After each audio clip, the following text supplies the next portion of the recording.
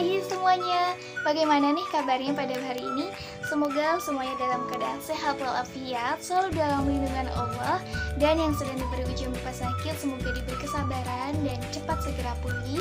Kemudian yang sedang mengalami musibah berupa bencana alam, mari kita doakan semoga diberi ketabahan, kesabaran, dan keselamatan. Amin. Tidak lupa pula kami sampaikan banyak terima kasih yang telah menyempatkan waktunya untuk memperhatikan video pemaparan kami pada hari ini. Baiklah, perkenalkan kami dari kelompok 1 yang beranggotakan saya sendiri, Siska Yuniasi dengan NIM 17. Kemudian ada rekan saya, Nisa Dwi Setiawahyuni dengan NIM 13. Kemudian ada Salsabila Asyifa dengan NIM 32. Dan yang terakhir ada Karimatu Rizky dengan NIM 34. Yang dalam kesempatan hari ini kami akan membahas mengenai manusia dalam Al-Quran. Baiklah, sebelum memulai diskusi pada hari ini, alangkah baiknya kita berdoa agar diberi pemahaman oleh Allah mengenai materi hari ini. Mari kita berdoa bersama, berdoa dimulai. Berdoa selesai, amin. Baiklah, mari kita masuk pada bagian yang pertama yang akan dipaparkan oleh rekan saya, Anissa Dwi Setiawahyuni. Yuk, cekedet. Yang pertama adalah pengertian manusia. Nah, secara KBBI, manusia dikatakan sebagai makhluk yang berakal budi yang mampu menguasai makhluk lain. Sedangkan secara etimologi, terdapat beberapa bahasa yang mengartikan. Yang pertama, dalam bahasa Inggris, manusia dikatakan sebagai man. Dalam bahasa Latin, manusia dikatakan sebagai means. Dalam bahasa Sanskerta, manusia dikatakan sebagai manu. Arti dari bahasa Latin dan bahasa Sanskerta ini sama ya teman-teman, bahwasanya manusia itu merupakan makhluk berpikir dan makhluk yang berakal budi. Kemudian, adapun menurut bahasa Yunani, manusia disebut dengan anthropos, yakni seseorang yang melihat ke atas, dan hal ini diisyaratkan dengan wajah. Kemudian, secara terminologi, manusia dikatakan sebagai sebuah konsep atau gagasan atau fakta atau kenyataan yang dapat berupa sebuah kelompok maupun individu itu sendiri. Lanjut, di sini manusia dikatakan pula sebagai makhluk jasmani yang tersusun dari berbagai bahan, baik itu material maupun organis yang kemudian ditampilkan dalam aktivitasnya. Di dalam Al-Quran, manusia memiliki kedudukan sebagai makhluk ciptaan Allah, baik berupa jasmani ataupun rohaninya. Salah satu ayat dijelaskan bahwasannya manusia itu merupakan makhluk yang fungsional dan bertanggung jawab, dan dengan itulah kita diberikan amanah sebagai khalifah di muka bumi. Kemudian, manusia diciptakan oleh Allah sebagai makhluk yang berkepribadian dan dibekali oleh akal, yang kemudian kita hidup bersama-sama dengan makhluk lain di alam yang Allah ciptakan. Baiklah teman-teman, mari kita masuk pada bagian yang selanjutnya, yaitu proses dan tujuan penciptaan manusia. Yang pertama ada proses penciptaan manusia. Proses penciptaan manusia terdapat dalam Al-Quran dan hadis. Yang pertama di sini ada hadis seperti berikut: sesungguhnya Allah Subhanahu wa Ta'ala menciptakan Adam dari segenggam tanah yang diambil dari seluruh unsur tanah. Maka anak cucu Adam lahir menurut kadar tanah tersebut. Ada yang berkulit merah, putih, hitam, atau di antara warna-warna tersebut.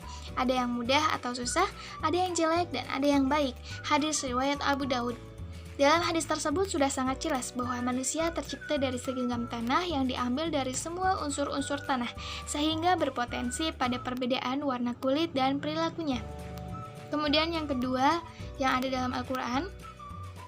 Dalam Al-Quran, proses penciptaan manusia dipaparkan dengan sangat jelas dibandingkan yang ada dalam hadis. Proses penciptaan manusia ini mulai dari turab yang ada dalam Quran Surat Ali Imran ayat 59, kemudian tin, Quran Surat As-Sajdah ayat 7, kemudian ada hamain masnun, Quran Surat Al-Hijr ayat 26, dan ada sol-sol, Quran Surat Al-Hijr ayat 26 juga.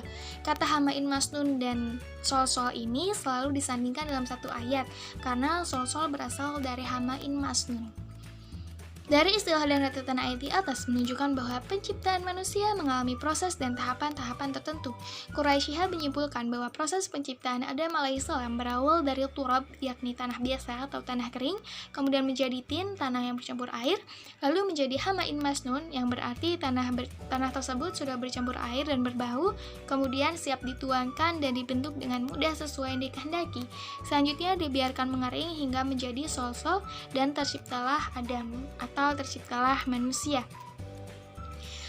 Di sini berarti bahwa manusia tercipta dari unsur tanah dan air, yang mana pada dasarnya manusia berasal dari sperma, lalu sperma tersebut berasal dari makanan, baik nabati maupun hewani, dan makanan tersebut bersumber dari tanah dan air. Kemudian selanjutnya ada tujuan penciptaan manusia. Secara umum manusia diciptakan untuk beribadah dan bertakwa kepada Allah seperti yang termaktub dalam Quran Surat Adz-Dzariyat ayat 56 yang berbunyi, "Wa ma khalaqtul jinna wal insa illa liya'budun", yang artinya aku tidak menciptakan jin dan manusia melainkan agar mereka beribadah kepadaku. Ayat ini sudah sangat masyhur ya di telinga teman-teman semua. Kemudian yang selanjutnya ada pun tujuan-tujuan lainnya, yaitu yang pertama untuk beribadah, terdapat dalam Quran surat lain yaitu surat Shad ayat 26. Kemudian ada bukan untuk main-main, Quran surat Al-Mu'minun ayat 115, tetapi untuk mengemban amanah atau tugas keagamaan, Quran surat Al-Ahzab ayat 72. Selanjutnya ada sebagai khalifah di bumi atau pengelola bumi, terdapat dalam Quran surat Al-Baqarah ayat 30. Kemudian ada untuk amar ma'ruf nahi munkar, Quran Surat Ali Imran ayat 110. Dan yang terakhir ada untuk membangun peradaban di bumi, Quran Surat Hud ayat 61. Baiklah, terima kasih. Selanjutnya akan dipaparkan oleh rekan saya. Kemudian masuk ke istilah manusia di dalam Al-Quran. Ada 3, yang di sini adalah Al-Insan, kemudian Al-Bashar, dan yang ketiga An-Nas. Masuk yang pertama adalah Al-Insan. Di dalam Al-Quran, Al-Insan dinyatakan sebanyak 65 kali dan tersebar dalam 43 surat. Menurut Ibnu Manzur, asal kata Al-Insan ada 3, yakni nawasa bergerak, berarti kita merupakan makhluk yang dinamis, kemudian anasa jinak, berarti kita merupakan makhluk yang lemah lembut, dan nasiya, lupa. Menurut Quraisy Shihab, Al-Quran menyebut manusia sebagai Al-Insan yang diambil dari kata uns, yang artinya jinak, harmonis, dan tampak. Nah, penyebutan kata Al-Insan di dalam Al-Quran ini menunjukkan adanya ketotalitasan manusia itu sendiri, ya, baik jiwa maupun raganya, ya, seperti itu. Kemudian, Al-Insan juga dapat diartikan sebagai makhluk yang memiliki kemampuan menalar dan berpikir. Dengan ini, kita mampu mengambil pelajaran dan dapat membedakan mana hal yang mengandung manfaat dan yang tidak mengandung manfaat. Kemudian, dapat diartikan pula manusia adalah makhluk yang berilmu, ramah, namun juga pelupa sehingga mudah dipengaruhi jalan sesatnya syaitan. Oke, lanjut. Di sini Jalaluddin Rahmat memberi penjabaran Al-Insan secara lebih luas lagi dalam 3 kategori. Kategori yang pertama adalah Al-Insan dihubungkan dengan keistimewaan manusia sebagai khalifah dan pemikul amanah. Mengapa ya? Karena manusia itu merupakan puncak dari penciptaan Allah, dan Allah itu percaya bahwa manusia dapat mengemban amanah tersebut, dan tentu manusia diciptakan itu telah dibekali akal ya oleh Allah. Kemudian kategori yang kedua adalah Al-Insan yang dikaitkan dengan predisposisi negatif yang inheren dan laten pada diri manusia. Kemudian kategori yang ketiga adalah Al-Insan disebut dalam hubungannya dengan proses penciptaan manusia. Nah, teman-teman, salah satu ayat yang terdapat kata Al-Insan sebagai proses penciptaan manusia adalah dalam Quran Surah Al-Mu'minun ayat 12 hingga 14. Bismillahirrahmanirrahim. Walaqad khalaqnal insana min sulalatin min tin, thumma ja'alnahu nutfatan fi qararin makin, thumma khalaqna nutfata 'alaqatan, fa khalaqna 'alaqatan mudghatan, fa khalaqnal mudghata 'idhaman, fa kasawna al-'idhama lahman, thumma ansha'nahu khalqan akhar. Fatabarakallahu ahsanul khaliqin, yang artinya, dan sungguh kami telah menciptakan manusia dari saripati berasal dari tanah, kemudian kami menjadikannya air mani yang disimpan dalam tempat yang kokoh, yakni rahim.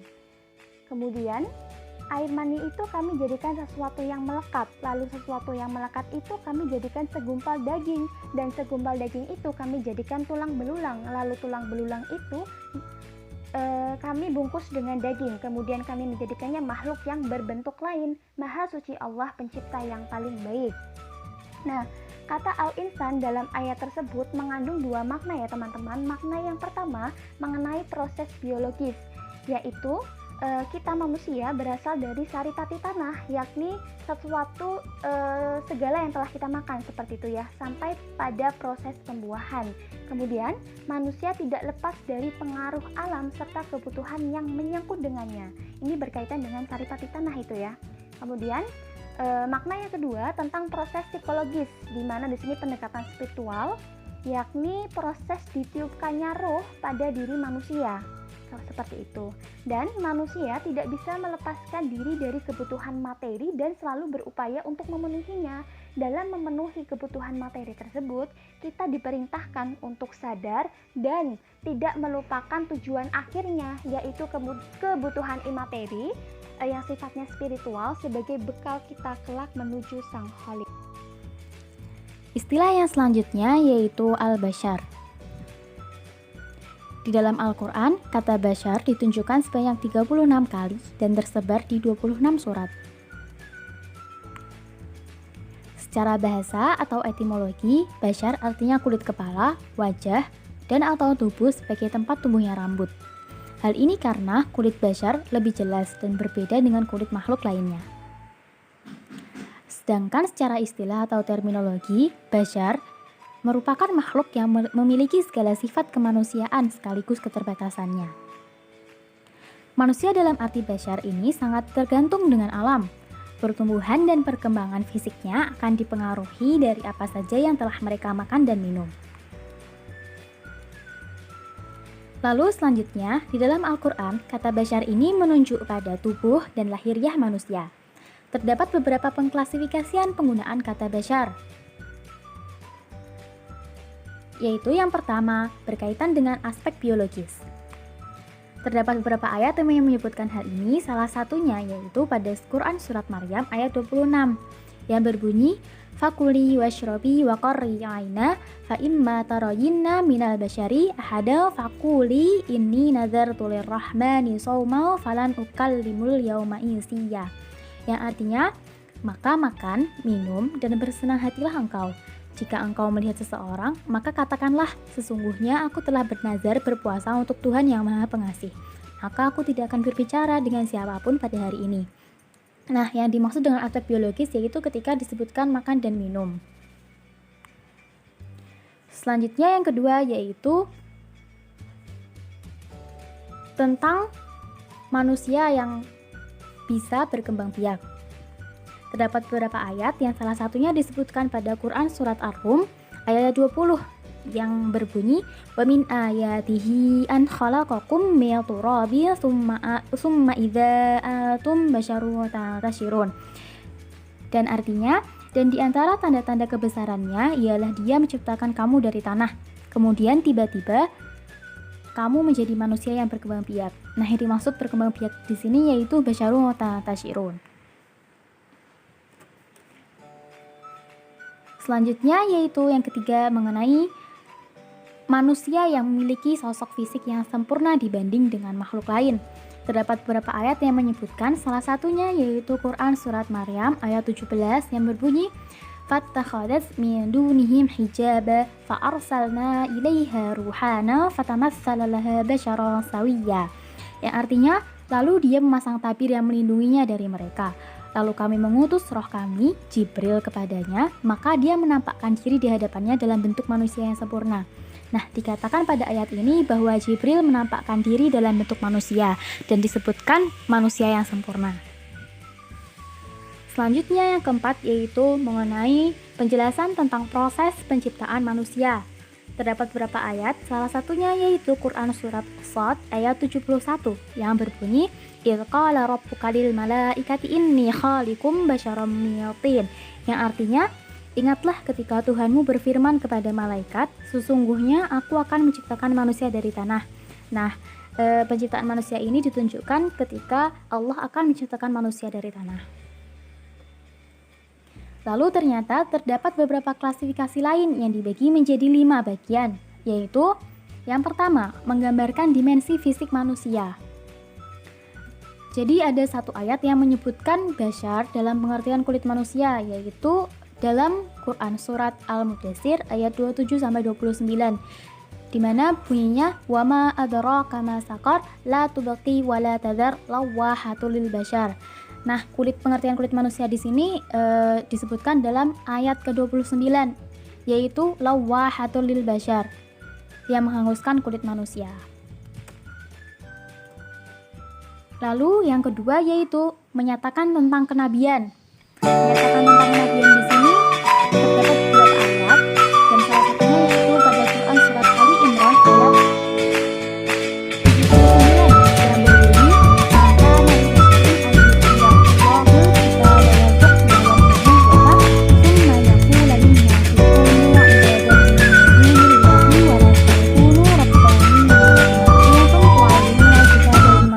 taderusun.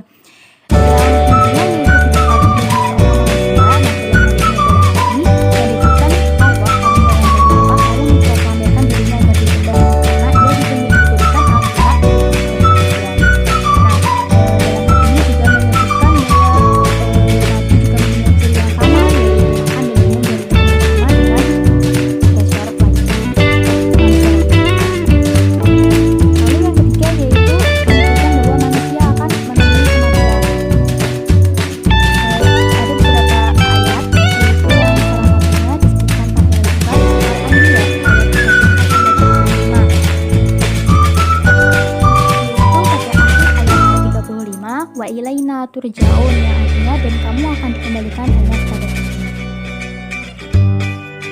Yang keempat yaitu mengenai persentuhan laki-laki dan perempuan. Nah, terdapat 9 ayat dan salah satunya yaitu dalam Quran surat Maryam ini qala sini yakunu billahi wa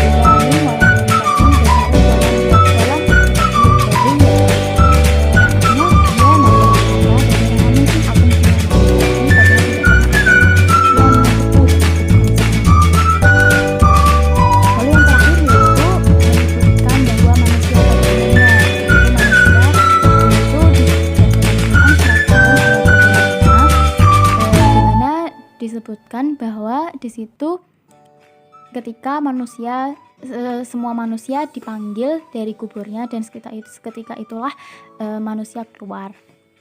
Hal ini juga termasuk ketika bagaimana manusia berkembang biak dan diciptakan dari tanah. Nah, memasuki istilah ketiga yaitu An-Nas. Di dalam Al-Quran, An-Nas disebutkan sebanyak 241 kali dan tersebar di dalam 55 surat. Kata An-Nas ini menunjukkan manusia sebagai makhluk hidup dan sosial. Di dalam Al-Quran, kata An-Nas dipakai untuk menyatakan sekelompok orang atau masyarakat yang memiliki berbagai aktivitas yang kemudian dapat mengembangkan kehidupannya. Nah, kata An-Nas ini menunjukkan makna manusia yang lebih umum dibanding kata Al-Insan.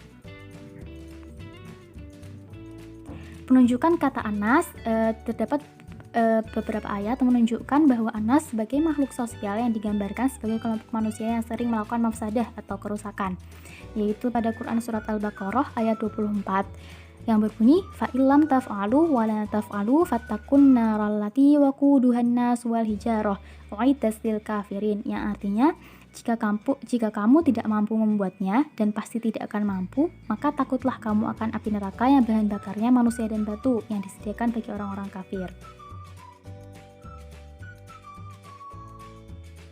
Materi selanjutnya yaitu karakter manusia dalam Al-Quran. Dilihat dari segi etimologis, karakter berasal dari bahasa Latin. Karakter yang memiliki arti watak, tabiat, sifat-sifat kejiwaan, budi pekerti, kepribadian, serta akhlak. Istilah ini juga diambil dari bahasa Latin lainnya, karakter, karasisme, dan karaks, yang berarti tool for making, to engrave, and pointed stake. Dalam bahasa Arab, karakter dapat diartikan sebagai khuluq, sajiyah, dan tab'un, atau budi pekerti, tabiat, atau watak. Al-Quran juga menerangkan mengenai karakteristik dan kondisi psikologis manusia. Seperti manusia didefinisikan memiliki karakter seperti do'ifah, yang artinya lemah, jahula atau bodoh, kafar atau banyak menentang, halu atau terburu-buru, dan kanut atau tidak pandai dalam berterima kasih. Jika dilihat dari segi psikologisnya, manusia itu adalah makhluk yang keras hati, memiliki hati yang sehat, hati yang bertaubat, dan juga memiliki hati yang berdosa. Kalau dari segi kondisi psikologis, manusia itu memiliki perasaan takut, gemetar hatinya, kedamaian, dan lain sebagainya. Manusia sebagai sistem nafsani memiliki subsistem. Ada nafs, qalbu, dan akal. Yang pertama adalah nafs. Istilah nafs adalah istilah yang mengungkapkan sisi dalam dari manusia.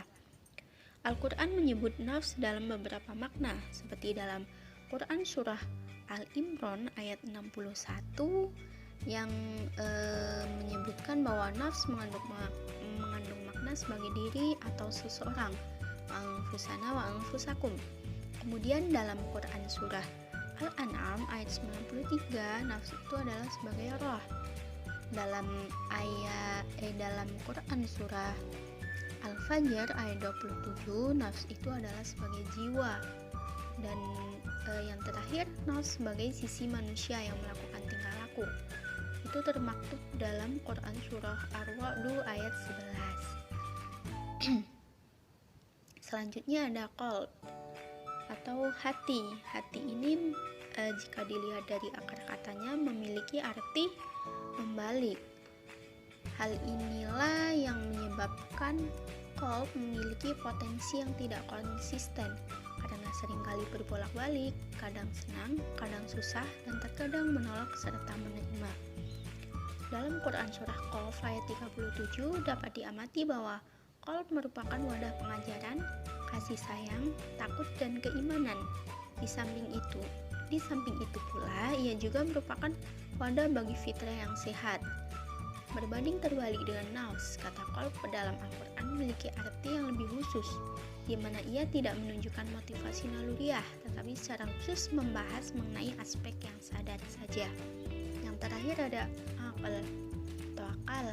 Dalam Al-Quran, ini muncul dalam bentuk kata kerja dan secara keseluruhan penggunaannya menunjukkan berbagai macam aspek pemikiran pada manusia, seperti menunjuk kepada daya untuk memahami dan menggambarkan sesuatu. Ini termaktub dalam Quran Surah Al-Ankabut ayat 43. Kemudian menunjukkan kepada dorongan moral, termaktub dalam Quran Surah Al-An'am ayat 151. Dan terakhir, menunjukkan daya untuk mengambil pelajaran dan kesimpulan serta hikmah. Nah, karakter manusia dalam perspektif Al-Quran, terutama Quran Surah Luqman, menyebutkan bahwa karakter yang terdapat dalam diri manusia itu bermacam-macam, baik karakter buruk maupun karakter baik. Karakter tersebut meliputi muhsinin, yang mengacu pada orang-orang yang senantiasa memperbaiki amal dan perbuatan dalam mengikuti tuntunan syariat Nabi. Kemudian ada kesolehan. Dalam ayat ke-8 dijelaskan bahwa Allah menjanjikan syurga kepada orang-orang beriman dan mengerjakan amal soleh tanpa pamrih. Kemudian dalam ayat ke-18 sampai 19 berisi larangan bagi orang-orang agar tidak memalingkan muka dan berjalan dengan kesombongan. Dari hal ini dapat diketahui bahwa dalam ayat ini terkandung makna ajaran untuk selalu bersifat lemah lembut serta sopan santun.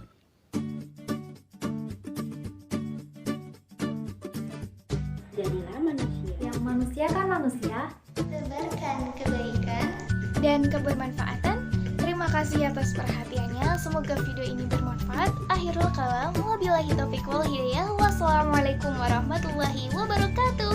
Salam semangat selalu kawan.